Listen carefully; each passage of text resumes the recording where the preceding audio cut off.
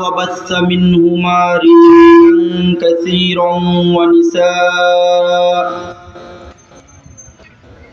واتقوا الله الذي تساءلون به والأرحام إن الله كان عليكم رقيبا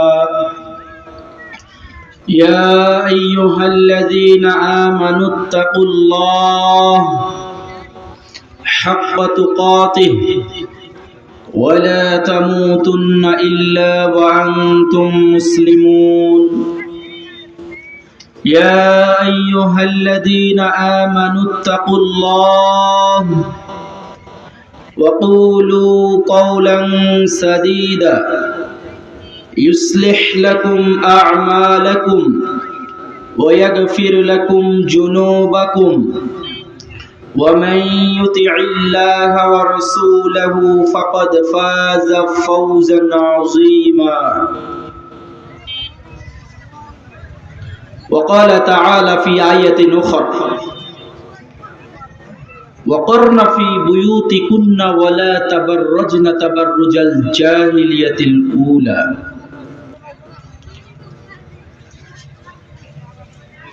আলহামদুলিল্লাহ যাবতীয় হামদসানা সেই মহান রব্বুল আলামিনের জন্য,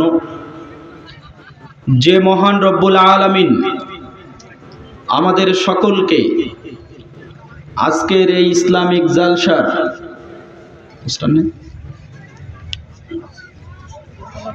বাদ এশা থেকে শুরু করে এ পর্যন্ত প্রোগ্রামকে চলমান রাখার তৌফিক দান করেছেন। সেই সাথে আপনাদেরকে সুস্থ অবস্থায় যথাসময়ে প্রোগ্রামে আসার তৌফিক দান করেছেন। সেই মহান রব্বুল আলামিনের দরবারে শুকরিয়া জ্ঞাপন করছি। সকলে এক বাক্যে বলি আলহামদুলিল্লাহ। দরুদ সালাম বর্ষিত হোক বিশ্ব মানবতার মুক্তির দূত, আখির জামানার নবী, সমস্ত নবীগণের সরদার মুহাম্মদুর রাসূলুল্লাহ সাল্লাল্লাহু আলাইহি ওয়াসাল্লামের উপরে। আরো দরুদ সালাম বর্ষিত হোক সেই নবীর উপরে যে নবী মুহাম্মদ রাসূলুল্লাহ সাল্লাল্লাহু আলাইহি ওয়াসাল্লাম কাল কঠিন কিয়ামতের দিনে সমস্ত বনি আদমের সরদার হবেন। যে নবী মুহাম্মদ সাল্লাল্লাহু আলাইহি ওয়াসাল্লাম কাল কঠিন কিয়ামতের দিনে সর্বপ্রথম জান্নাতের দুয়ার খুলে জান্নাতে প্রবেশ করবেন, তিনি হচ্ছেন আমাদের নবী, আরব্য নবী, নবিকুল শিরোমণি, মুহাত্তা মহানবী, নবিকুল সম্রাট মুহাম্মদুর রাসূলুল্লাহ সাল্লাল্লাহু আলাইহি ওয়াসাল্লাম। তার উপর আমরা আরো একবার সংক্ষিপ্ত আকারে দরুদ পড়ি। সকলে আমার সঙ্গে বলেন আল্লাহুম্মা সাল্লি ওয়া সাল্লিম আলা নাবিয়িনা মুহাম্মদ। সম্মানিত উপস্থিতি, অতঃপর আজকের যে বিষয়ে আলোচনা করব সে বিষয়টির নাম হলো জাহিলিয়াত। জাহিলিয়াতের উপর এক গুরুত্বপূর্ণ তত্ত্ববহুল বিবরণী দিয়ে আপনাদের উপকারার্থে কিছু কথা বলার প্রয়াস পাব ইনশাআল্লাহুল মুস্তাআন। তবে খুবই আক্ষেপ, দুঃখ এই মর্মে যে রাস্তাঘাটে এখনো অনেককে দেখা গেলেও আমার সামনে খুবই শ্রোতা কম। আবার আমি এটাও বুঝলাম না কি কারণে যে এসে শুধু ওখানেই বসলেন, সামনে কি আমাদের পছন্দ হচ্ছে না, নাকি একটু ওই দিক থেকে উঠেই ওইভাবে চলে যাবেন, এরকম কোনো ইন্টেনশন নিয়ে এসেছেন বলে মনে হচ্ছে। একটু আপনারা কষ্ট করে সামনের দিকে আসবেন, যে কয়জনেই হোক একটু আসেন প্লিজ, আসেন, শুধু শুনলে হবে না, আসেন না, উঠে চলে যাবে মনে হয়। একটু আসেন, সামনের দিকে আসেন। সামনে আপনি প্রথম দিকের পজিশন হলো ফেরেশতাদের ন্যায়, প্রথম দিকের পজিশন হলো ফেরেশতাদের ন্যায়, মানে ফেরেশতাদের কাতার আল্লাহ তাআলার সামনে। তো এই জন্যই প্রথম কাতারের কিন্তু মর্যাদাটা অনেক বেশি। তো আপনারা সব সময় প্রথমেই বসার চেষ্টা করবেন। আল্লাহ তাআলা আপনাদের তৌফিক দান করুন, আল্লাহুম্মা আমিন।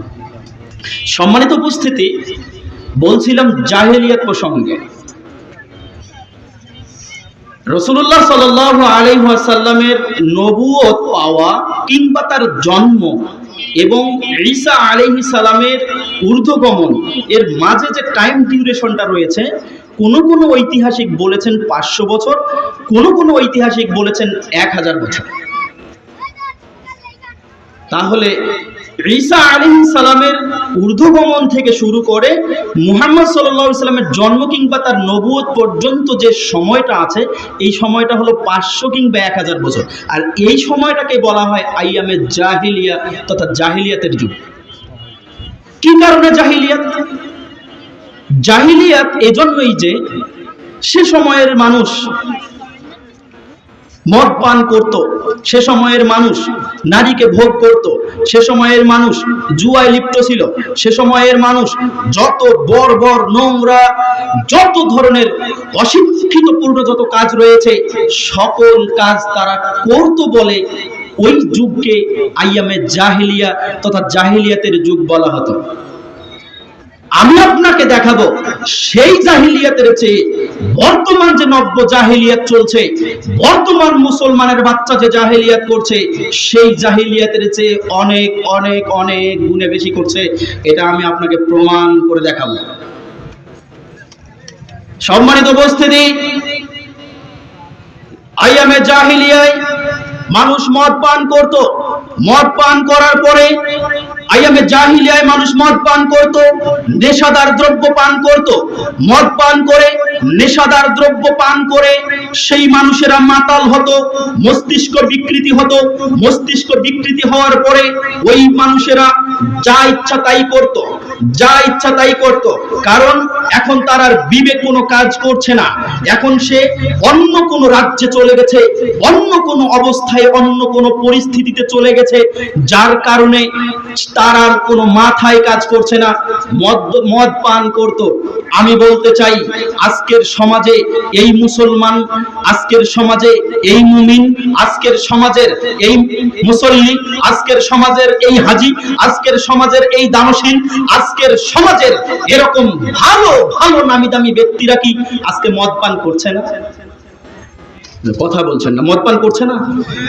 আমি আপনাকে বুঝাবো যে মদ পান করছে, কিন্তু আল্লাহ সুবহানাহু ওয়া তাআলা এই মদ পানের ব্যাপারে স্পষ্ট ভাষায় বলেছেন, মদ হলো আমাদের জন্য হারাম, মদ পান আমাদের চলবে না। আপনি বলবেন আমরা তো মদেই পান করি না। দেখেন, একটু সামনে চলে গেলেই আমরা বুঝতে পারবো আসলে আমরা মদ পান করি নাকি মদ পান করি না, আমরা সামনে বুঝতে পারবো। আল্লাহ সুবহানাহু ওয়া তাআলা বলেন পবিত্র কুরআনুল কারীম সূরা মাইদা সূরা নাম্বার 5 আয়াত নাম্বার 90, আল্লাহ সুবহানাহু ওয়া তাআলা বলছেন, ইয়া আইয়ুহাল্লাযীনা আমানু, হে ঈমানদারগণ, ইন্নামাল খামরু, নিশ্চয়ই মদ, ওয়াল মাইসির, জুয়া, ওয়াল আনসাবু, মূর্তি পূজা, ওয়াল আজলামু, এবং লটারি, ভাগ্য নির্ধারণ সর তথা লটারি। এই যে এখন রানিং অবস্থায় আপনার এই পীরগঞ্জ শহরে যে লটারিটা চলছে, যে রাফেল ড্রটা চলছে, এই কথাই আল্লাহ সুবহানাহু ওয়া তাআলা বলছেন, ইন্নামাল খামরু ওয়াল মাইসির ওয়াল আনসাবু ওয়াল আজলাম, নিশ্চয়ই মদ, জুয়া, মূর্তি পূজা এবং যত ধরনের ভাগ্যকে নির্ধারণ করার জন্য, ভাগ্যকে যাচাই করার জন্য যা করা হয়, রিজসুন, এগুলো হলো অপবিত্র কাজ, মিন আমালিশ শাইতান, আর এগুলো হলো শয়তানের আমল, শয়তানি কাজ। ফাস্তানিবু, আল্লাহ সুবহানাহু ওয়া তাআলা বলেন এই উল্লেখিত চারটি বিষয় থেকে আপনাকে দূরে থাকতে হবে। আপনার রব আপনাকে উল্লেখিত এই বিষয় থেকে দূরে থাকতে বলেছেন। আল্লাহ তাআলা বলেন যদি তোমরা এগুলো থেকে দূরে থাকো, লাআল্লাকুম তুফলিহুন, হতে পারে তোমরা সফল কাম হতে পারো। সম্মানিত উপস্থিতি, এক শ্রেণীর ব্যক্তি এসে নবী মুহাম্মদ সাল্লাল্লাহু আলাইহি ওয়াসাল্লামকে মদ সম্পর্কে জিজ্ঞাসা করলেন, জুয়া সম্পর্কে জিজ্ঞাসা করলেন। আল্লাহ তাআলা বলছেন পবিত্র কুরআনুল কারীম সূরা আল বাকারা সূরা নাম্বার 2 আয়াত নাম্বার 219, আল্লাহ তাআলা বলছেন ইয়াসআলুনাকা আনিল খামরি ওয়াল মাইসির, হে নবী তারা আপনাকে জিজ্ঞাসা করে মদ এবং এবং জুয়া সম্পর্কে কুল আপনি বলেন ফিহিমা এই দুইটাতে রয়েছে ইসমুন কাবীরুন বড় বড় পাপ মানে কাবিরা গুনাহ। যে ব্যক্তি মদ পান করবে সে কাবিরা গুনাহ করবে, যে ব্যক্তি জুয়া খেলবে সে কাবিরা গুনাহ করবে, যে ব্যক্তি আপনার মূর্তি পূজা করবে সে কাবিরা গুনাহ করবে, যে ব্যক্তি ভাগ্যকে নির্ধারণ করার জন্য যে কোনো ওয়ে অবলম্বন করবে, সেটা লটারি, যে কোনো ধরনের ওয়ে অবলম্বন করবে, এগুলো হলো রিজসুন অপবিত্র, এগুলো হলো সবগুলো শয়তানের আমল, এগুলো প্রত্যেকটাই হলো কাবিরা গুনাহ। অতএব এগুলো থেকে দূরে থাকতে হবে। রাসূল সাল্লাল্লাহু আলাইহি ওয়াসাল্লাম আমাদেরকে এগুলো থেকে দূরে থাকতে বলছেন মর্মে একটি হাদিস শোনাচ্ছি।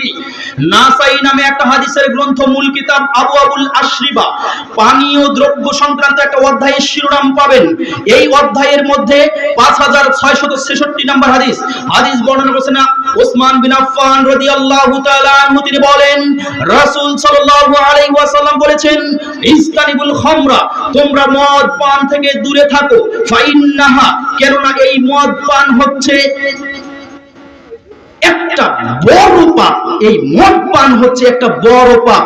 যে ব্যক্তি, রাসূল সাল্লাল্লাহু আলাইহি ওয়াসাল্লাম বলেছেন, যে ব্যক্তি মদ পান করে ওই ব্যক্তি আল্লাহ এবং তার রাসূলের নাফরমানি করে, যে ব্যক্তি মদ পান করে ওই ব্যক্তি আল্লাহ এবং তার রাসূলের নাফরমানি করে, আর যে ব্যক্তি আল্লাহ এবং তার রাসূলের নাফরমানি করে ওই ব্যক্তির জন্য কঠোর থেকে কঠোর শাস্তি আল্লাহ সুবহানাহু ওয়া তাআলা অপেক্ষা করছেন ওই ব্যক্তিকে শাস্তি প্রদান করার জন্য। সম্মানিত উপস্থিতি, আসলে বোঝা যাচ্ছে এই হাদিস থেকে, যদি কোনো ব্যক্তি মদ পান করে তাহলে ওই ব্যক্তির জন্য কঠিন থেকে কঠিন শাস্তি অপেক্ষা করছে। এই পর্যায়ে আমি আপনাদেরকে বোঝাবো মদ কি জিনিস। আপনি বলছেন যে আমি তো মদ পান করছি না। আল্লাহর নবী সাল্লাল্লাহু আলাইহি ওয়াসাল্লাম বলেন, সহিহ মুসলিম নামে একটা হাদিসের গ্রন্থ রয়েছে, সহিহ মুসলিম মূল কিতাব কিতাবুল আশরিবা, পানীয় দ্রব্য সংক্রান্ত একটা অধ্যায় পাবেন। এই অধ্যায়ে 5114 নম্বর হাদিস বর্ণনা করছেন আব্দুল্লাহ ইবনে উমর রাদিয়াল্লাহু তাআলা আনহু। তিনি বলেন রাসূল সাল্লাল্লাহু আলাইহি ওয়াসাল্লাম বলেছেন কুল্লু মুসকিরিন খামরুন, প্রত্যেক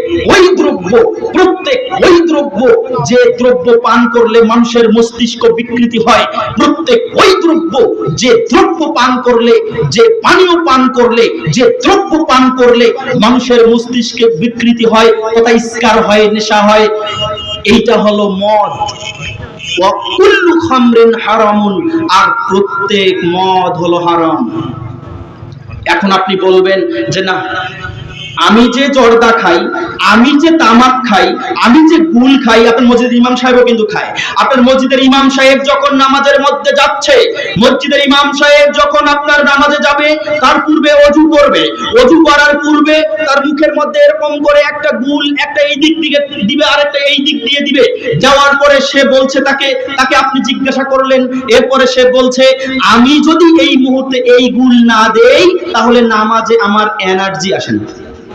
এটা কোন খাদ্য যে খাদ্য খাইলে আপনার এনার্জি আসে? বোঝা যাচ্ছে যে এখানে নেশা হয়।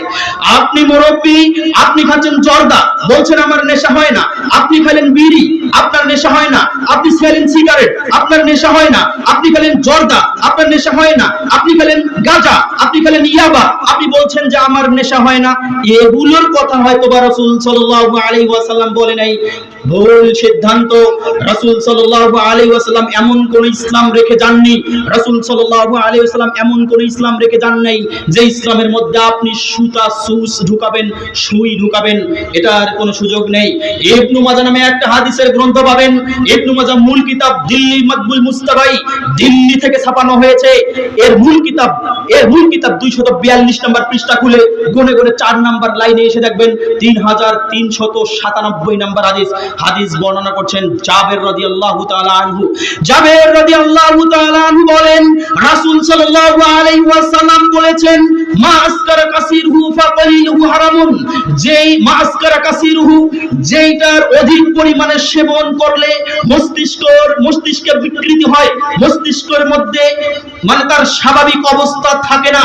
আল্লাহর নবী সাল্লাল্লাহু আলাইহি ওয়াসাল্লাম বলেন ফাকালিলহু হারামুন, তার অল্প পরিমাণ সেবন করাও হলো হারাম।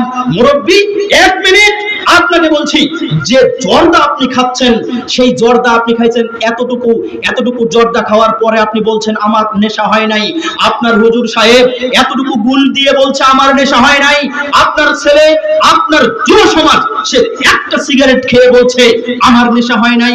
আল্লাহর নবী সাল্লাল্লাহু আলাইহি ওয়াসাল্লাম বলেন, ওইটার যে দ্রব্য অধিক পরিমাণে খাওয়ার পরে ইস্কার হয় তথা মস্তিষ্ক বিকৃত হয়, এইটা হলো মদ, এইটা হলো হারাম।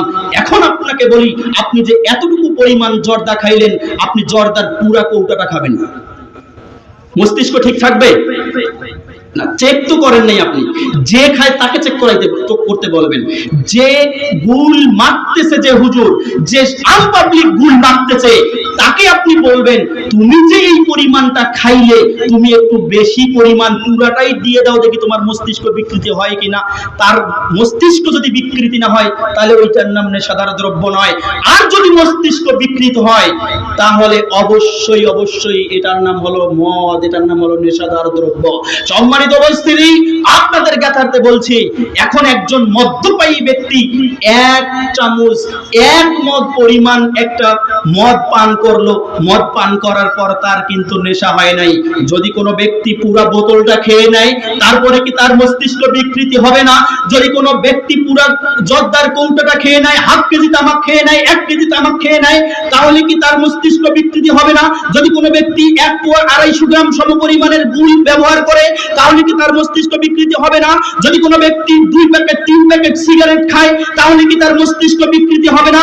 কি শিখাতে চাচ্ছেন, কি বোঝাতে চাচ্ছেন? নবী মুহাম্মদ সাল্লাল্লাহু আলাইহি ওয়াসাল্লাম বলছেন, আমার উম্মত মদ পান করবে, কিন্তু তার নাম দেবে ভিন্ন। ওইটা কোনটা? যেটা নবী মুহাম্মদ সাল্লাল্লাহু আলাইহি ওয়াসাল্লাম বলেছেন আমার উম্মত মদ পান করবে, কিন্তু বলবে এটার নাম হলো সিগারেট, বলবে এটার নাম হলো জর্দা, বলবে এটার নাম হলো অমুক তমুক, ইয়াবা, গাঁজা, ফেনজিডিল, এগুলো। আপনার হুজুর আপনাকে ফতোয়া দিয়েছে, আপনার হুজুর আপনাকে ফতোয়া দিয়েছে, কারণ হুজুর নিজে তামাক খায়, হুজুর নিজেই তামাক খায়, নিজেই জর্দা খায়, নিজেই আলাপাতা খায়, নিজেই গুল দেয়, যার কারণে আপনার হুজুর আপনাকে বলেছে এগুলো হলো মাকরুহ, অপছন্দনীয়। অপছন্দনীয় মানে আপনি হুজুর মানুষ, কেন আপনি অপছন্দনীয় কাজ করবেন? আর আপনাদেরকে বলছি, যারা মুসল্লি আছেন, মসজিদের কমিটি আছেন, আপনারা এমন কোন অপদার্থ, কোন ইমাম সাহেবকে আপনারা নির্বাচন করলেন যে অপদার্থ ইমাম মাকরুহ খায়, আর তার পিছনে আপনি ইক্তেদা করছেন? রাসূল সাল্লাল্লাহু আলাইহি ওয়াসাল্লাম ইসলামের মধ্যে কোন ধরনের সুজ ঢুকানোর মতো কোন ধরনের অবকাশ রেখে যাননি। সম্মানিত উপস্থিতি, মাকরুহ মানে বানি ইসরাইল, সূরা বানি ইসরাইল 17 নম্বর সূরা বানি ইসরাইলের 31, 32, 33, 34, 35, 36, 37, 38 নম্বর আয়াত পর্যন্ত আপনি পড়ে দেখবেন। আল্লাহ তাআলা এখানে বলতেছেন যে তোমরা জেনা করিও না, লা তাকরাবুজ জেনা, তোমরা জেনার নিকটবর্তী হইও না। আল্লাহ তাআলা বলছেন তোমরা এতিমের মাল ভক্ষণ করিও না। আল্লাহ তাআলা বলছেন যে তোমরা এরকম করে 6 থেকে 7টা পাপের কথা বললেন। 6 থেকে 7টা পাপের কথা বলার পরে আল্লাহ তাআলা বলছেন তোমার রবের নিকটে এগুলো হলো মাকরুহ। জেনা করা তোমার রবের নিকটে মাকরুহ। অথচ বলেন তো জেনা করা হালাল না হারাম? কথা বলি, জেনা করা হালাল না হারাম? এতিমের মাল আত্মসাৎ করা হালাল না হারাম? সুদ খাওয়া হালাল না হারাম? যদি সুদ খাওয়া, এতিমের মাল ভক্ষণ করা, যদি জেনা করা যদি হারাম হয়, আপনার রবের নিকটে এগুলো হলো মাকরুহ। বোঝা যাচ্ছে মাকরুহ মানে এই মাকরুহ না, হুজুর নিজের ফতোয়াকে, নিজের দিকে তামাক খাওয়াকে নিজের দিকে ইস্তেমবাদ করার কারণে নিজের দিকে যেন ফতোয়াটা যায়, যার কারণে আপনাকে বলেছে এগুলো হলো মাকরুহ, কিন্তু মাকরুহ নামে এটা হলো হারাম। যদি মাকরুহ নামে জেনা করা হারাম হয়, যদি মাকরুহ নামে এতিমের মাল ভক্ষণ করা হারাম হয়, যদি মাকরুহ নামে সুদ খাওয়া হারাম হয়, তাহলে মাকরুহ নামে হুজুরের যে গুল খাওয়া, হুজুরের যে তামাক খাওয়া, এটাও হারাম। কোনো অবকাশ নেই। নেশাদার দ্রব্য, এটা হলো মদ। কোনো সুযোগ নেই আপনাকে বলবে আপনার দ্বিতীয় বক্তা সাহেব এটা বলে গিয়েছে, এটা তো কোরআনেও নাই হাদিসেও নাই। জি, কোরআন এবং হাদিসে সবকিছু থাকবে এমনটা না। কোরআনে যদি এগুলোর ডিটেলস থাকতো তাহলে কোরআন আজকে 30 পারা হতো না, কোরআনটা এই পর্যায়ে এসে এতটুকু হইতো না, কোরআনটা এই থেকে এইরকম হইতো, কতজন হাফেজ হইতো, কতগুলা আপনি পড়তেন, কত বিধান আহকাম আপনি পড়তেন। কোরআন এমন একটি বিধান জীবন ব্যবস্থা যেখানে আপনাকে মানদণ্ড দেওয়া হয়েছে। কোরআন এমন একটি কিতাব যে কিতাবের মধ্যে আপনি হালাল এবং হারামের মানদণ্ড পাবেন। কোরআন এমন একটি কিতাব যে কিতাবের মধ্যে আপনি কিভাবে চলবেন এইটা পাবেন। কিন্তু প্রত্যেকটা বিষয় যদি এক্সপ্লেইন করা হয় তাহলে এই কোরআনের পজিশনটা আজকে এরকম থাকতো না। এই কোরআন এখান থেকে শুরু করে ওই যে প্যান্ডেলের উপর পর্যন্ত আজকে ঠেক লেগে যেত। সম্মানিত উপস্থিতি, অতএব আমাদেরকে বুঝতে হবে কোরআনের মানদণ্ড কি, কোরআন এই হালাল এবং হারামের কি মানদণ্ড দিয়েছে, এই মানদণ্ডের উপর আমাদেরকে থাকতে হবে। এই মানদণ্ড ছাড়া যদি আমি যদি অন্য কোনো কিছু তালাশ করি, কোন দাদা হুজুর, কোন নানা হুজুর, কোন হুজুর, কোন পীর সাহেব, কোন ওলি, কোন আউলিয়া, কোন গাউস, কোন কুতুব, যে কোনো দাদা হুজুর, নানা হুজুর, আব্বা হুজুরকে যদি আমরা ফলো করি, এগুলো একটাও আমাদের জন্য উচিত হবে না, মরবে। রাসূল সাল্লাল্লাহু আলাইহি ওয়াসাল্লামের তার মৃত্যুর 82 দিন পূর্বে কি কথা বলে গিয়েছেন, যে কথাটি শরহুস সুন্নাহ এবং মিশকাত দুটি হাদিসের গ্রন্থে হাদিসটা আসছে। মিশকাতুল মাসাবি কিতাবুল ঈমান সংক্রান্ত একটা অধ্যায় পাবেন, বাবুল ইতিসামি বিল কিতাবি ওয়া সুন্নাহ, কোরআন এবং সুন্নাহকে আঁকড়িয়ে ধরা সংক্রান্ত একটা অনুচ্ছেদ পাবেন। এই অনুচ্ছেদের 186 নম্বর হাদিস বর্ণনা করছেন আব্দুল্লাহ ইবনে ওমর রাদিয়াল্লাহু তাআলা আনহু। তিনি বলেন, রাসূল সাল্লাল্লাহু আলাইহি ওয়াসাল্লাম বলেছেন, তারাকতু ফিকুম আমরাইন, আমি তোমাদের মাঝে দুটি জিনিস রেখে যাচ্ছি। আবারও বলছি, তারাকতু ফিকুম আমরাইন, আমি তোমাদের মাঝে দুটি জিনিস রেখে যাচ্ছি। লান তাদিল্লু মা তামাসসাকতুম বিহিমা, আর তোমরা এই দুটি জিনিসকে আঁকড়িয়ে ধরলে কখনোই পথভ্রষ্ট হবে না। আর তোমরা এই দুটি জিনিসকে আঁকড়িয়ে ধরলে কখনোই পথভ্রষ্ট হবে না। বিহিমা, আর এই দুইটা জিনিস হলো কিতাব আল্লাহ তাআলার কিতাব, ওয়া সুন্নাত রাসূলিহি, রাসূল সাল্লাল্লাহু আলাইহি ওয়াসাল্লামের সুন্নাহ তথা হাদিস। সম্মানিত উপস্থিতি, বোঝা যাচ্ছে কোরআন এবং সুন্নাহ ব্যতীত রেখে আপনি দাদা হুজুর, নানা হুজুর, আব্বা হুজুর, গাউস, কুতুব, ওলি, আউলিয়া, যত ধরনের আপনি হুজুরের দোহাই দিবেন না কেন, এগুলো একটাও কিয়ামতের মাঠে টিকবে না। টিকবে কোরআন এবং সুন্নাহ। কোরআন এবং সুন্নাহ ব্যতীত আপনি যেখানেই যান না কেন আপনি ধরা খাবেন। কিয়ামতের মাঠে আপনার হুজুর যখন আপনি জাহান্নামে যাবেন, জাহান্নামে যাওয়ার পরে যখন আপনি আপনার হুজুরকে দেখবেন, আপনার হুজুরের এই রকম ভুঁড়িগুলা এইভাবে চলে গিয়েছে, ভুঁড়িগুলা নিতম্ব দিয়ে বাইর হয়ে, একবারে নিতম্ব দিয়ে বাইর হলে আশেপাশে এরকম করছে, আর হুজুর নিজের ভুঁড়ি এই রকম করে নিয়ে আবার পেটের মধ্যে দেওয়ার চেষ্টা করছে। আপনি আপনার হুজুরকে দেখবেন, হুজুর আপনি আজকে জাহান্নামে কেন? তখন হুজুর বলবে, আমি তো এগুলো কথা ভালো ভালো কথা বলছিলাম, আমি তো আপনাকে নামাজের কথা বলছিলাম, আমি তো আপনাকে রোজার কথা বলেছিলাম, আমি তো আপনাকে সুদ ঘুষ থেকে দূরে রাখার কথা বলেছিলাম, কিন্তু আমি যে নিজেই মানিনি, আমি তো নিজেই তামাক খেয়েছি, যার কারণে আজকে আমার এই অবস্থাতে। আজকে আপনার সমাজে আপনার হুজুর বলে, আপনারা যদি আমার মুরিদ হন তাহলে কিয়ামতের মাঠে আপনাদেরকে জাহাজ দিয়ে নিয়ে যাব, পানি জাহাজ দিয়ে। আরে ভাই, একটু আকল থাকলে তো এই কথাটা বলা যায়। কিয়ামতের মাঠে সবকিছু মানুষের এই যে বালুময় অবস্থান হবে। রাসূল সাল্লাল্লাহু আলাইহি ওয়াসাল্লাম হাদিসের মধ্যে বলছেন, কিয়ামতের মাঠ হবে একটা রুটির মতো। রুটি, একটা রুটিতে কি পানি থাকে ভাই? একটা রুটিতে পানি থাকে? কিয়ামতের মাঠ হবে একটা রুটির মতো, যেরকম শুকনো একটা রুটি, অনুরূপ ভাবে এরকম হবে রুটি। ওখানে জাহাজ চলবে কিভাবে? কে চালাবে জাহাজ? জাহাজের নাবিককে, যে নিজের ক্ষমতা, নিজের অবস্থা নিজেই প্রমাণ করতে পারে না।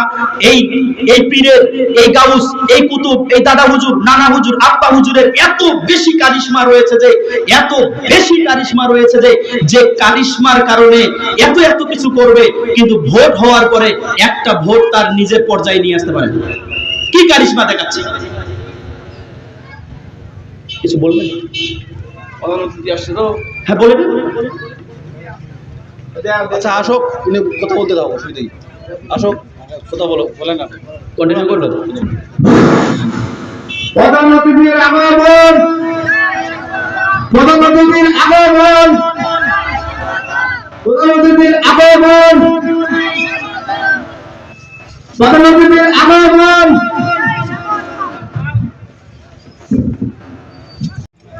বলছিলাম জাহিলিয়াত জাহিলিয়াত এমন একটি বিষয় যে জাহিলি সমাজের মধ্যে মানুষ নেশাদার দ্রব্য পান করত, যে জাহিলি সমাজের মধ্যে মানুষ নেশাদার দ্রব্য পান করত। আজকে আমাদের এই মুসলমানের অবস্থা ওই জাহিলিয়াতের চেয়ে একটা নব্য জাহিলিয়াত তৈরি হয়ে গিয়েছে। মানুষ এত বেশি নেশাদার দ্রব্যের উপর মানুষ এত বেশি আকৃষ্ট হয়েছে যে তরুণ সমাজ ধ্বংস, যুবক সমাজ ধ্বংস, আপনার মুরব্বী সমাজ ধ্বংস, এমনকি এই নেশাদার দ্রব্য আমাদের মসজিদের মেম্বার পর্যন্ত চলে গিয়েছে। সম্মানিত উপস্থিতি, বলছিলাম নেশাদার দ্রব্য ওইটাই যেটা রাসূল সাল্লাল্লাহু আলাইহি ওয়াসাল্লাম আপনাকে মানদণ্ড দিয়ে গিয়েছেন, মা আযকারা কাসিরহু ফাকলিলহু হারামুন। নেশাদার দ্রব্য হইল ওইটাই, মদ হলো ওইটা যার অধিক পরিমাণে সেবন করার কারণে মস্তিষ্ক বিকৃতি হয়, ওইটার অল্প পরিমাণ সেবন করার নাম হলো মদ, ওইটা অল্প পরিমাণ সেবন করার নাম হলো নেশাদার দ্রব্য। সম্মানিত উপস্থিতি, কেউ যদি নেশাদার দ্রব্য পান করে তাহলে তার আখিরাতে অবস্থা কেমন হতে পারে? একটি হাদিস শোনাই, সহিহ মুসলিম নামে হাদিসের গ্রন্থ, সহিহ মুসলিম মূল কিতাব কিতাবুল আশরিবা, পানীয় দ্রব্য সংক্রান্ত একটা অধ্যায় পাবেন। এই অধ্যায়ের 5112 নম্বর হাদিস বর্ণনা করছেন জাবের রাদিয়াল্লাহু তাআলা আনহু। তিনি বলেন রাসূল সাল্লাল্লাহু আলাইহি ওয়াসাল্লাম বলেছেন, ইন্না আলাল্লাহি আহাদান, নিশ্চয়ই আল্লাহ তাআলার নিকটে একটা ওয়াদা রয়েছে, নিশ্চয়ই আল্লাহ তাআলার নিকটে একটা প্রতিশ্রুতি রয়েছে এই মর্মে যে মান শারিবা, যে ব্যক্তি নেশাদার দ্রব্য পান করবে, যে ব্যক্তি মদ পান করবে, যে ব্যক্তি নেশাদার দ্রব্য পান করবে, ওই ব্যক্তিকে আইয়াসলিয়াল্লাহু ফি তিনাতিল খাবাল, ওই ব্যক্তিকে আল্লাহ তাআলা জাহান্নামের মধ্যে তিনাতুল খাবাল খাওয়াবেন। রাসূল সাল্লাল্লাহু আলাইহি ওয়াসাল্লামের সাহাবীরা জিজ্ঞাসা করলো, ওমা তিনাতুল খাবাল ইয়া রাসূলুল্লাহ, আল্লাহর নবী তিনাতুল খাবাল কি? এইটা তো আমরা জানি না, এরকম টার্ম আমরা কখনো শুনিনি, তিনাতুল খাবাল কি জিনিস আমাদেরকে এক্সপ্লেইন করুন। রাসূল সাল্লাল্লাহু আলাইহি ওয়াসাল্লাম বলেন, আরাকু মিন আহলিন নার, এটা হলো জাহান্নামীদের শরীর থেকে, তারা শাস্তিপ্রাপ্ত জাহান্নামী, তাদের শরীর থেকে ঘাম, রক্ত এবং পুজ তোমাদেরকে খাওয়ানো হবে। আউসারাতু মিন আহলিন নার, রাসূল সাল্লাল্লাহু আলাইহি ওয়াসাল্লাম বলেন, এটা হলো এমন একটা দ্রব্য, এটা হলো এমন একটা তরল পানীয় যেটা জাহান্নামীদের শরীর থেকে রক্ত, পুজ এবং ঘামকে একসাথে মিক্সড করে একসাথে জুস বানিয়ে ওই বিড়িখোর, তামাকখোর, জর্দাখোর, আলাপাতাখোর, মদখোর, ফেন্সিডিলখোর, ইয়াবাখোর, যত ধরনের নেশাদার দ্রব্য পানকারী ব্যক্তি আছে এদের সবাইকে এই রক্ত, পুজ, ঘাম মিশ্রিত একটা তরল উত্তপ্ত একটা পদার্থ সেদিন খাওয়ানো হবে। আপনারা প্রস্তুত থাকবেন কিনা জানি না, তবে আমি এমনটা ঘৃণিত কোনো জিনিস খাওয়ার জন্য আমি প্রস্তুত নই। সম্মানিত উপস্থিতি, ইবনে মাজাহ নামে একটা হাদিসের গ্রন্থ পাবেন, মূল কিতাব কিতাবুল আশরিবা, পানীয় সংক্রান্ত একটা অধ্যায় পাবেন, 3377 নম্বর হাদিস বর্ণনা করেছেন আব্দুল্লাহ ইবনে আমর রাদিয়াল্লাহু তাআলা আনহু। তিনি বলেন রাসূল সাল্লাল্লাহু আলাইহি ওয়াসাল্লাম বলেছেন, যে ব্যক্তি নেশাদার দ্রব্য পান করবে, যে ব্যক্তি মদ পান করবে, ওই ব্যক্তির 40 দিনের সালাত বাতিল বলে গণ্য হবে। এরপরে যদি ওই ব্যক্তি তওবা করে তাহলে ওই ব্যক্তির তওবা গৃহীত হবে। এরপরে আবারও যদি ওই ব্যক্তি নেশাদার দ্রব্য পান করে, নেশাদার দ্রব্য পান করার পরে আবারও 40 দিনের সালাত বাতিল। এরপরে আবারও যদি সে তওবা করে, তওবা করার পরে আবারও তার তওবা গৃহীত হবে। এরপরে আবারও যদি নেশাদার দ্রব্য পান করে, নেশাদার দ্রব্য পান করার পরে আবার তওবা করে, মানে তৃতীয়বার তওবা করে, আবারও আল্লাহ তাআলা তার তওবাকে কবুল করবেন। এরপরে চতুর্থ নম্বরে বলছেন, এরপরেও যদি কোনো ব্যক্তি নেশাদার দ্রব্য পান করে, এরপরেও যদি কোনো ব্যক্তি মদ পান করে, এরপরেও যদি কোনো ব্যক্তি এই ধরনের ইস্কার হয়, মস্তিষ্ক বিকৃতি হয়, এমন কোন দ্রব্য পান করে, রাসূল সাল্লাল্লাহু আলাইহি ওয়াসাল্লাম বলেন ওই ব্যক্তির কোনো আর চতুর্থবার কোনো তওবা কবুল করা হবে না। রাসূল সাল্লাল্লাহু আলাইহি ওয়াসাল্লাম পরের বাক্যে বলেন, এরপরে ওই ব্যক্তিকে রাদাকাতুল খাবাল খাওয়ানো হবে। রাসূল সাল্লাল্লাহু আলাইহি ওয়াসাল্লাম পূর্বের ন্যায় এই কথা বলার পরে সাহাবায়ে কেরাম বুঝতে পারেননি রাদাকাতুল খাবাল কি জিনিস। ইয়া রাসূলুল্লাহ, ওমা রাদাকাতুল খাবাল, রাদাকাতুল খাবাল কি জিনিস আপনি একটু এক্সপ্লেইন করুন। রাসূল সাল্লাল্লাহু আলাইহি ওয়াসাল্লাম বলেন, উসারাতু মিন আহলিন নার, এটা হলো জাহান্নামীদের শরীর থেকে গলে রক্ত, পুজ এবং ঘাম একসাথে হয় এমন একটা দ্রব্য, তরল, একবারেই উত্তপ্ত বিষাক্ত একটা তরল পদার্থের নাম হলো তরল একটা পানীয়র নাম হলো রাদাগাতুল খাবাল। প্রিয় উপস্থিতি, আখিরাতের অবস্থা আরো ভয়ানক হতে পারে এরকম নেশাদার দ্রব্য পানকারী ব্যক্তির জন্য। 4টি হাদিসের গ্রন্থে হাদিসটি আসছে, মুসনাদে আহমদ, তিরমিজি, আবু দাউদ এবং মিশকাতুল মাসাবি, কিতাবুল হুদুদ। শাস্তি প্রসঙ্গে একটা অধ্যায় পাবেন। এই অধ্যায়ের 3655 নম্বর হাদিস বর্ণনা করেছেন আব্দুল্লাহ ইবনে ওমর রাদিয়াল্লাহু তাআলা আনহু। তিনি বলেন, রাসূল সাল্লাল্লাহু আলাইহি ওয়াসাল্লাম বলেছেন, সালাসাতুন ক্বাদ হারামাল্লাহু আলাইহিমুল জান্নাহ, 3 শ্রেণীর ব্যক্তি আছে যাদের উপর জান্নাতকে হারাম করা হয়েছে। আমি আবারো বলছি, 3 শ্রেণীর ব্যক্তি আছে যাদের উপর জান্নাতকে হারাম করা হয়েছে। এক, মুদমিনুল খামার, যে সর্বদা নেশাদার দ্রব্য পান করে, এই ব্যক্তির উপর জান্নাতকে আল্লাহ তাআলা হারাম করেছেন। 2, ওয়াল আকু, পিতামাতার অবাধ্যশীল সন্তানের উপর আল্লাহ তাআলা জান্নাতকে হারাম করেছেন। 3, ওয়াদ দায়ুস, দায়ুস শ্রেণীর ব্যক্তির উপর আল্লাহ তাআলা জান্নাতকে হারাম করেছেন। দায়ুসকে আল্লাযী কুররু ফি আহলিল খাবাস, যে তার পরিবারের মধ্যে বেহায়াপনার সুযোগ দেয়। সম্মানিত উপস্থিতি, শুধু বেহায়াপনা নারী দিয়ে হয় এ কথা মিথ্যা, বেহায়াপনা পুরুষ দিয়েও হয়। আপনি পরিবারের গার্ডিয়ান, আপনি পরিবারের কর্তা, আপনি আপনার ছেলেকে বেহায়াপনার সুযোগ দিয়েছেন, আপনি আপনার মেয়েকে বেহায়াপনার সুযোগ দিয়েছেন, আপনি আপনার স্ত্রীকে, আপনার পুরো পরিবারেই বেহায়াপনার সুযোগ দিয়েছেন। আপনার নাম হলো দায়ুস। রাসূল সাল্লাল্লাহু আলাইহি ওয়াসাল্লাম বলেন, আপনার জন্য জান্নাত হারাম। প্রিয় উপস্থিতি, যারা কন্টিনিউ নেশাদার দ্রব্য পান করে, পিতামাতার অবাধ্য হয়, এবং নেশাদার দ্রব্য পান করে পিতামাতার অবাধ্য হয় এবং দায়ুস শ্রেণীর ব্যক্তি, তাদের উপর আল্লাহ তাআলা জান্নাতকে হারাম করেছেন। মানে ওকে জান্নাত হারাম করার পরে ওকে যখন জাহান্নামে পাঠানো হবে, জাহান্নামে পাঠানোর পরে ওকে এই ধরনের তরল উত্তপ্ত পানীয় তাকে পান করানো হবে। এতক্ষণ থেকে যে কথাটা আপনি শুনলেন হয়তোবা শোনার জন্য প্রস্তুত, কিন্তু এখন যে কথাটা বলবো এটার জন্য আপনি আমি কেউই প্রস্তুত না। প্রিয় উপস্থিতি, এখানে এলাকার অভিভাবক পীরগঞ্জ এবং রানীশঙ্কেল, 2টি নির্বাচনীয় এলাকার একজন অভিভাবক, পাশে মসজিদের ইমাম আছেন, আরো এলাকার বড় বড় বুজুর্গ ব্যক্তিরা রয়েছেন। আমার প্রশ্ন হলো, সবার কাছে আমার প্রশ্ন, প্লিজ সবার কাছে আমার প্রশ্ন হলো, যদি এই এলাকার কোনো ছেলে তার মাকে ধর্ষণ করে, তাহলে কি তাকে সমাজে রাখবেন? আপনারা বলেন তো রাখবেন? আমি অভিভাবকগণকে বলছি, যদি কোনো ছেলে তার মাকে ধর্ষণ করে, তাহলে কি এলাকায় তার বিচারের আওতায় তাকে নিয়ে আসবেন কিনা? নিয়ে আসবেন? যদি ওই ছেলেটাই তার খালাকে জেনা করে, বিচারের আওতায় আনবেন? যদি ওই ছেলেটাই তার ফুফুকে জেনা করে, তাহলে আনবেন? একই সাথে যদি 3 জনকেই ধর্ষণ করে, তাহলে কি তাকে আপনি মৃত্যুদণ্ড ছাড়া তার কোনো বিচার কার্যক্রম মানে ফয়সালা করবেন? কিন্তু আপনার পাশে যে লোকটা আছে, আপনার বাড়িতে যে লোকটা আছে, কন্টিনিউ সে তার মায়ের সাথে, ফুফুর সাথে, খালার সাথে জেনা করে। দেখেন তো মর্মে একটা হাদিস বলি, আপনি মিলিয়ে নিতে পারেন কিনা।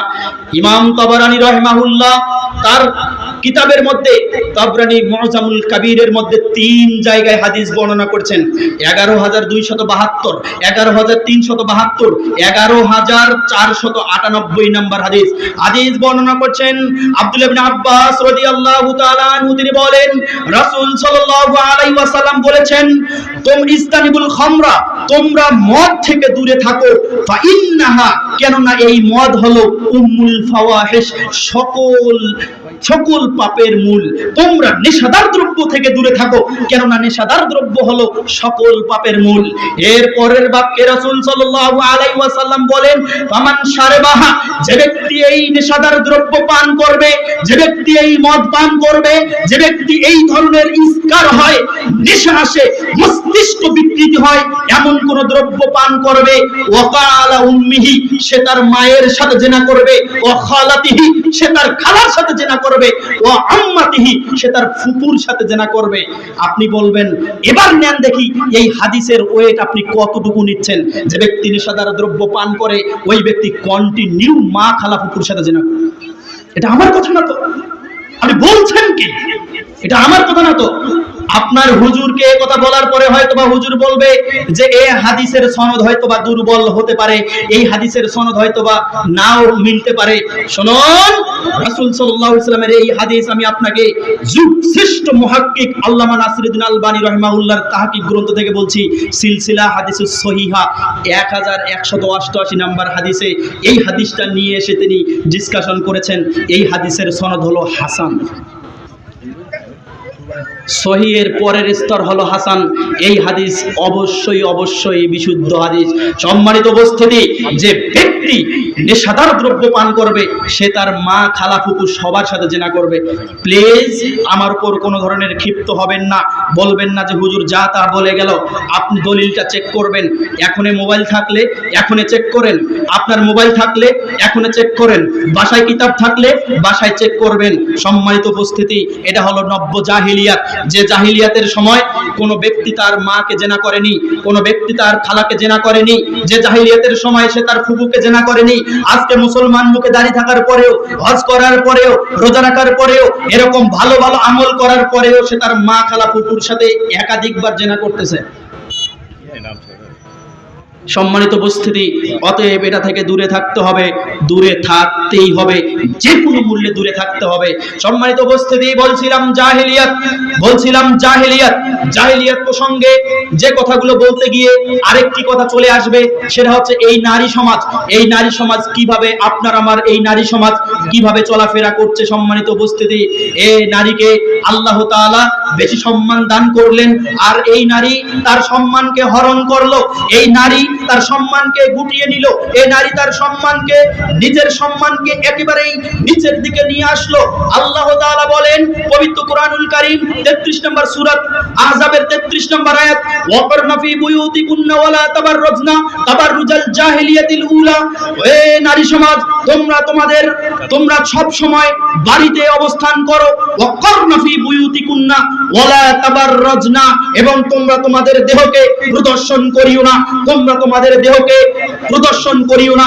তাবাররুজাল জাহিলিয়াতিল উলা, জাহিলি সমাজের প্রাথমিক জাহিলিয়াতের যুগে মানুষ তার যেভাবে নিজের মহিলা যেভাবে নিজের দেহকে প্রদর্শন করাতো, এইভাবে তোমরা তোমাদের দেহকে প্রদর্শন করিও না। বোঝা যাচ্ছে আল্লাহ তাআলা আমাদেরকে নির্দেশ করলেন আমাদের নারী সমাজ যেন কোনোভাবে তাদের দেহকে প্রদর্শন না করে। সম্মানিত উপস্থিতি, এই নারী সমাজ যে জান্নাতে যাবে, জান্নাতে যাওয়া তাদের জন্য এত বেশি সহজ যে, জান্নাতে যাওয়ার জন্য তাদের এত বেশি সহজ যে, একটি হাদিস শোনাই, ইবনু হিব্বান এবং মিশকাত, দুটি হাদিসের গ্রন্থে হাদিসটা আসছে। মিশকাতুল মাসাবি 3284 নম্বর হাদিস বর্ণনা করছেন আব্দুল্লাহ ইবনে উমর রাদিয়াল্লাহু তাআলা আনহু। তিনি বলেন, আব্দুর রহমান ইবনে আউফ রাদিয়াল্লাহু তাআলা আনহু তিনি বলেন, রাসূল সাল্লাল্লাহু আলাইহি ওয়াসাল্লাম বলেছেন, আল মারআতু, একজন মহিলা, ইজা সাল্লাত খামসাহা, যখন সে 5 ওয়াক্ত সালাত আদায় করবে, ওয়া সামাত শাহরাহা, এবং রমজান মাসের রোজা পালন করবে, ওয়া আহসানাত ফারজাহা, এবং তার লজ্জাস্থানের হেফাজত করবে, ওয়া তাআত বালাহা, এবং তার নারী এবং তার স্বামীর আনুগত্য করবে। আবারো বলছি বুঝার স্বার্থে, আল্লাহর নবী সাল্লাল্লাহু আলাইহি সাল্লাম বলেন, যদি কোন নারী এই 4টি কাজ করে, 1 5 ওয়াক্ত সালাত আদায় করা, শুধু ফরজ নামাজ দিন রাত 24 ঘন্টায় যে 17 রাকাত সালাত, এই 17 রাকাত সালাত এখানে উদ্দেশ্য। 2 রমাদান মাসের রোজা, আর কোন নফল রোজার কথা বলেনি। যদি কোনো ব্যক্তি, যদি কোনো নারী 5 ওয়াক্ত সালাত আদায় করার পর অতিরিক্ত করে নফল আদায় করে, এটা তার জন্য বেনিফিট থাকবে। যদি কোনো নারী রমাদান মাসের রোজা রাখে, রমাদান মাসের রোজা রাখার পরে অতিরিক্ত রোজা রাখে, তাহলে তার জন্য এটা আলাদাভাবে থাকবে। যদি কোনো নারী তার লজ্জাস্থানের হেফাজত করে, 4 তার স্বামীর আনুগত্য করে, আল্লাহর নবী সাল্লাল্লাহু আলাইহি সাল্লাম বলেন ওই নারী জান্নাতে যাবে। এই কথা বলে আরো একটি বাক্য রাসূল সাল্লাল্লাহু আলাইহি সাল্লাম উল্লেখ করলেন যে ওই নারী জান্নাতে যাবে তো যাবে, জান্নাতের যে কোনো দরজা দিয়ে এই নারী জান্নাতের মধ্যে প্রবেশ করবে। সুবহানাল্লাহ। কয়টি কাজ? 4টি। একটা পুরুষের জন্য কিন্তু এত সহজ করে দেওয়া হয় নাই, একটা নারীর জন্য কিন্তু জান্নাতে যাওয়া অনেক সহজ। 1 5 ওয়াক্ত সালাত আদায়, 2 রমজান মাসের রোজা, 3 লজ্জাস্থানের হেফাজত, 4 স্বামীর আনুগত্য, সে জান্নাতের যে কোনো দরজা দিয়ে প্রবেশ করবে। আরেকটা হাদিস শোনাতে যাচ্ছি, সহিহুল বুখারী নামে একটা হাদিসের গ্রন্থ, কিতাবুল মানাকিব, রাসূল সাল্লাল্লাহু আলাইহি ওয়াসাল্লামের সাহাবী এবং রাসূল সাল্লাল্লাহু আলাইহি ওয়াসাল্লাম সম্পর্কেই একটা অধ্যায় পাবেন। এই অধ্যায়ের 3284 নম্বর হাদিস। হাদিস বর্ণনা করেছেন আব্দুল্লাহ ইবনে আবু হুরায়রা রাদিয়াল্লাহু তাআলা আনহু। তিনি বলেন, রাসূল সাল্লাল্লাহু আলাইহি ওয়াসাল্লাম বলেছেন, ইত্তালাতুল জান্নাতা, আমি জান্নাতের মধ্যে উকি মেরে দেখলাম, ফারাআইতু, আমি দেখলাম, ফাআহলিহাল ফুকারা, জান্নাতের মধ্যে উকি মেরে দেখলাম জান্নাতের অধিকাংশ অধিবাসী হলো হত দরিদ্র ব্যক্তি, গরীব শ্রেণীর ব্যক্তি। ওয়াত্তালাতু ফিন্নার, রাসূল সাল্লাল্লাহু আলাইহি ওয়াসাল্লাম বলেন, এরপরে আমি জাহান্নামের মধ্যে উকি মেরে দেখলাম, ফারাআইতু আকসারা আহলিহান নিসা, আমি জান্নাতের মধ্যে উকি মেরে দেখলাম তার অধিকাংশ অধিবাসী হচ্ছে নারী। সম্মানিত উপস্থিতি, একটু আগে যে হাদিসটা উল্লেখ করলাম যে জান্নাতে যাওয়ার জন্য নারী সমাজ শুধু 4টি কাজ করবে, সে জান্নাতে চলে যাবে, আর এই সময়ে এসে এই হাদিসটা উল্লেখ করে বোঝা যাচ্ছে আল্লাহর নবী সাল্লাল্লাহু আলাইহি ওয়াসাল্লাম বলেন যে এই আমি জাহান্নামের মধ্যে উকি মেরে দেখলাম জাহান্নামের অধিকাংশ অধিবাসী হচ্ছে নারী। সম্মানিত উপস্থিতি, এই নারী সমাজ অল্প কাজ করলে জান্নাত যাবে, আবার এই 4টি কাজের এই শর্তের মধ্যে না থাকলে অধিকাংশ নারী যাবে জাহান্নামের মধ্যে। আমি নারী জাতির উপর, মা বোনদের উপর অনুরোধ করে যাচ্ছি, যে এই কথা আমি আপনাদের নিকটে বললাম, আপনার প্রিয় নবী মুহাম্মদ রাসূলুল্লাহ সাল্লাল্লাহু আলাইহি সাল্লাম বলছেন এই 4টি কাজ করবেন আপনি জান্নাতের মধ্যে যাবেন। প্রিয় উপস্থিতি, এক শ্রেণীর নারী যারা আপনি এই মুহূর্তে পীরগঞ্জের মধ্যে যদি যান, শহরের মধ্যে, আমাদের তো এই শহরটা উপজেলা শহর হলেও অনেক উন্নত মানের একটা শহর, উপজেলা শহর হলেও অনেক উন্নত মানের একটা শহর। এই শহরের মধ্যে গিয়ে দেখবেন কিছু কিছু নারীকে দেখবেন যারা পোশাক পরে উলঙ্গ হয়ে আছে, কিছু কিছু নারীকে দেখবেন যারা পোশাক পরিধান করেছে, পোশাক পরিধান করার পরেও উলঙ্গ হয়ে আছে। সম্মানিত উপস্থিতি, এমন নারীকে দেখলে রাসূল সাল্লাল্লাহু আলাইহি ওয়াসাল্লাম আমাদেরকে অভিশাপ দিতে বলেছেন। অভিশাপ মানে আল্লাহর নবী সাল্লাল্লাহু আলাইহি ওয়াসাল্লামের একটি হাদিস শোনাই, মুসনাদে আহমদ 8070 নম্বর হাদিস। হাদিস বর্ণনা করেছেন আব্দুল্লাহ ইবনে আমর রাদিয়াল্লাহু তাআলা আনহু। তিনি বলেন, রাসূল সাল্লাল্লাহু আলাইহি ওয়াসাল্লাম বলেন, ইয়াকুন, আমার উম্মতের মধ্য থেকে এমন একটা সময় আসবে, এমন একটা উম্মত এ জাতির নিকটে আসবে যে জাতির লোকেরা মসজিদের মধ্যে আগমন করবে, যে জাতির লোকেরা মসজিদের মধ্যে আগমন করবে এমন এমন আসনের মতো গাড়িতে বাহনের মধ্যে যাবে, যে বাহনগুলা হবে, যে গাড়িগুলা হবে বিলাসবহুল। ওই সময়ের ওই পুরুষদের, নারীদের অবস্থা হবে নিসাউন কাসিয়াতুন আরিয়া। আর ওই সময় তুমি লক্ষ্য করবে ওই সময়ের নারীগণের অবস্থা হবে, ওই পুরুষদের নারীগণের অবস্থা হবে, মানে শুধু ওই পুরুষ না, ওই সময়ের নারীদের অবস্থা হবে নিসাউন, মহিলা, কাসিয়াতুন, পোশাক পরিধান করেছে, আরিয়া, অথচ উলঙ্গ, পোশাক পরিধান করার পরেও উলঙ্গ। সম্মানিত উপস্থিতি, রাসূল সাল্লাল্লাহু আলাইহি ওয়াসাল্লামের পরের বাক্যে বলেন, যদি এই ধরনের কোন নারীকে তুমি ফেস করো, যদি এই ধরনের কোন নারীকে তুমি দেখতে পাও, ইলআনহুন্না, তোমরা ওই নারীকে দেখলেই অভিশাপ দিবে, কারণ এই নারীকে যতবার দেখবে ততবার তুমি পাপ কাজ করবে, এই নারীকে যতবার দেখবে ততবার তুমি জিনা করবে, যার কারণে ইলআনহুন্না, ওই নারীকে দেখলেই, এই অর্ধনগ্ন নারীকে দেখলেই, পোশাক পরে উলঙ্গ এরকম নারীকে দেখলে তোমরা অভিশাপ দিবে। সম্মানিত উপস্থিতি, আরেকটি হাদিস শোনাইতে চাচ্ছি আপনাকে, সহিহ মুসলিম এবং মিশকাতুল মাসাবি 3225 নম্বর হাদিস। হাদিস বর্ণনা করেছেন আবু হুরায়রা রাদিয়াল্লাহু তাআলা আনহু। তিনি বলেন, রাসূল সাল্লাল্লাহু আলাইহি ওয়াসাল্লাম বলেছেন, আবহাওয়া খারাপ তো একটু আচ্ছা, তাহলে আমি আর 2-3 মিনিটের মধ্যে শেষ করে দিই। আবহাওয়া খারাপ। আবু হুরায়রা রাদিয়াল্লাহু তাআলা আনহু বলেন, রাসূল সাল্লাল্লাহু আলাইহি ওয়াসাল্লাম বলেছেন, সিনফান মিন আহলিন নার, দুই শ্রেণীর ব্যক্তি আছে যারা জাহান্নামের অধিবাসী, অথচ লাম আরাহুমা, আমি এই দুই শ্রেণীর ব্যক্তিকে আমি দেখিনি। দুই শ্রেণীর ব্যক্তি আছে যারা আমার মৃত্যুর পরে এদের আবির্ভাব হবে, এই দুই শ্রেণীর ব্যক্তি হলো জাহান্নামী, অথচ আমি তাদের দেখিনি। আল্লাহর নবী সাল্লাল্লাহু আলাইহি ওয়াসাল্লাম এক শ্রেণীর ব্যক্তি বলছেন যারা তাদের গরুর লেজের ন্যায় এক ধরনের লাঠি ব্যবহার করবে, এই লাঠি ব্যবহার করে মানুষকে যত্র পেটাবে, এই শ্রেণীর ব্যক্তি হলো জাহান্নামী, আমি তাদেরকে দেখিনি। দুই, রাসূল সাল্লাল্লাহু আলাইহি ওয়াসাল্লাম বলেন নিসাউন, ওই মহিলা কাসিয়াতুন, পোশাক পরিধান করেছে, আরিয়া, অথচ উলঙ্গ, মুমিলাতুন মাইলাতুন, সে নিজে মানুষের দিকে আকৃষ্ট হবে, মানুষকে নিজেদের দিকে আকৃষ্ট করবে। এই ধরনের নারী আপনি আপনার সমাজে দেখতে পান কি পান না? নাই, আপনার সমাজে নাই।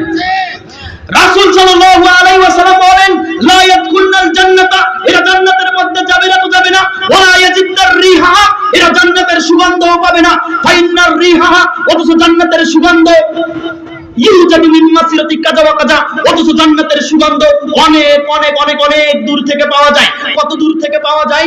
ইমাম ইবনে মাজাহ রাহিমাহুল্লাহ তার সুনানের মধ্যে একটা হাদিস নিয়ে এসেছেন, সেইখান থেকে প্রমাণ হয় জান্নাতের সুগন্ধ 100 বছর থেকে 100 বছরের দূরত্ব থেকে পাওয়া যায়। না, সন্তুষ্ট হলাম না।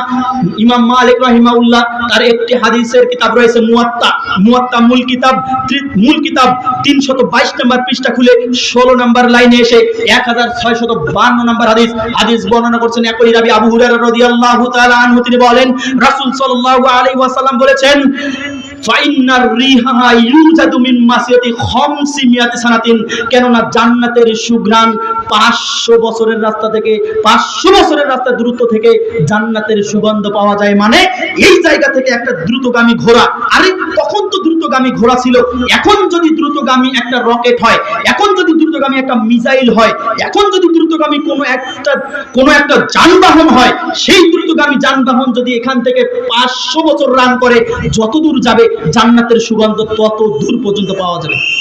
আর এই নারী জান্নাতের সুগন্ধ পাবে না, এরা জান্নাতে যাবে না তো যাবে না, জান্নাতের সুগন্ধ পাবে না। সম্মানিত উপস্থিতি, আসমানের অবস্থা বেশি ভালো না। এখানে প্রধান অতিথি সাহেব চলে আসছেন, প্রধান বক্তা সাহেব